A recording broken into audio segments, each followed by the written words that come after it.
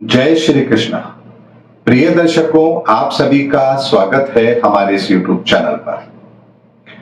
दर्शकों, यदि आपको ध्यान हो तो फरवरी माह के अंदर लगभग 27-28 फरवरी के आसपास ग्रहों की एक परिस्थिति बनी थी ब्रह्मांड में, और जिस पर भी मैंने एक वीडियो बनाया था और आप लोगों को कहा था कि एक समुद्र मंथन हो रहा है और परिस्थिति ऐसी है कि कुछ बड़ा तो जरूर होगा। और उसके बाद यूक्रेन और रशिया के बीच की स्थिति आप लोगों के सामने है। फिर जून के अंदर कुछ ऐसी परिस्थिति बनेगी जब वृश्चिक राशि पर 6 ग्रहों की दृष्टि होगी। तब भी इस संसार के अंदर कुछ बहुत बड़ा जरूर होगा। लेकिन ग्रहों की परिस्थिति तो एक बार बनती है, लेकिन उस परिस्थिति के बनने पर हम लोग कुछ ऐसे निर्णय लेते हैं जिसके परिणाम हमें आने वाले समय तक, बहुत लंबे समय तक उसको भुगतने होते हैं। और यही ग्रहों का सिद्धांत भी है। जब परिस्थितियां खराब होती हैं तो हम कुछ ऐसा निर्णय लेते हैं कि वो निर्णय हमारा गलत होता है और उसके दुष्परिणाम हम अपने जीवन के अंदर बहुत लंबे समय तक भुगतते हैं। और कई बार ऐसा होता है कि कोई परिणाम ऐसे होते हैं जो हमें अच्छे मिलते हैं, लेकिन वो बहुत छोटे समय के लिए ग्रहों की ऐसी परिस्थिति बनती है, आपको सफलता मिलती है और आप उस सफलता का स्वाद पूरे जीवन चखते हैं।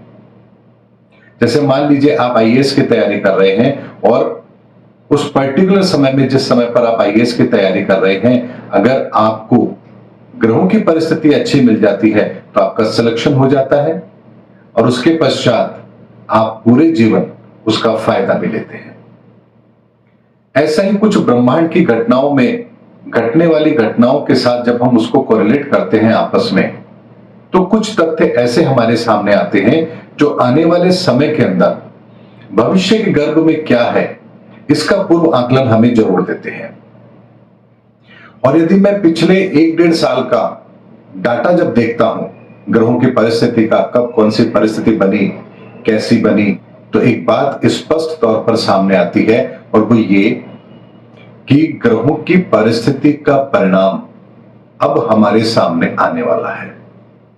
और पूरी दुनिया इस समय पर एक ऐसे विचारों के भंवर में फंस गई है जहां पर सही क्या है और गलत क्या है इसका पैरामीटर ही तय नहीं हो पा रहा है। उदाहरण के लिए यदि मैं आपको बताऊं, अमेरिका में गन कल्चर कोई बड़ी बात नहीं है, लेकिन जिस तरह की घटनाएं बच्चे वहां पर स्कूलों में कर रहे हैं, तो वहां की सरकार को भी यह समझ नहीं आ रहा है कि इससे कैसे निपटा जाए।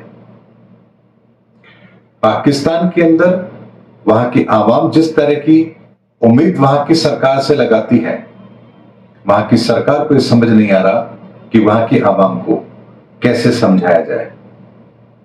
भारत की परिस्थिति की यदि मैं बात करूं तो आपने हाल ही में एक नुपुर शर्मा का एक एपिसोड भी देखा है इस निंदा पर, जहां पर उन्होंने कुछ विवादित टिप्पणी की है और उसका असर भी आपने बहुत सारे विदेशों के अंदर मुस्लिम कंट्री में देखा भी है। यानी एक के बाद एक कुछ ऐसी परिस्थितियां पूरे विश्व में बन रही है जहां पर यह समझ नहीं आ रहा है कि आखिर सही क्या है, गलत क्या है, किसकी तरफ हमें होना चाहिए और किसका हमें विरोध करना चाहिए।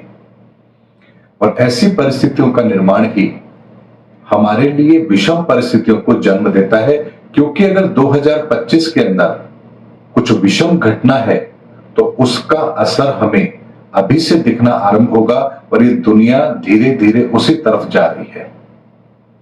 ऐसे में जो ग्रहों ने बीज बोए थे, वो बीज अब पौधे बन चुके हैं और अब धीरे धीरे उनमें फल आना आरंभ हो गए हैं। अर्थात ये दुनिया एक ऐसे समुद्र मंथन की तरफ जा रही है जहां विष भी निकलेगा और अमृत भी निकलेगा, लेकिन इसमें सबसे ज्यादा हानि अगर किसी की होगी तो वो मानवता की होगी।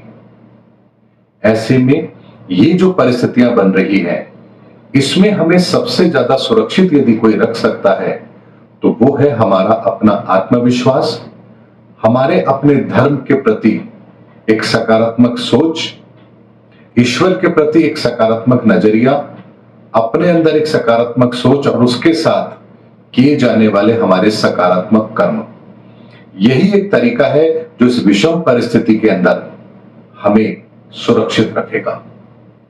दर्शकों, शब्दों की एक मर्यादा होती है, इसीलिए मैं केवल सांकेतिक रूप में आप लोगों के सामने बात रख रहा हूं कि हमें हर हाल में पॉजिटिव रहना है और अपने आप को मजबूती के साथ, आत्मविश्वास के साथ इन परिस्थितियों का मुकाबला करने के लिए तैयार रखना है।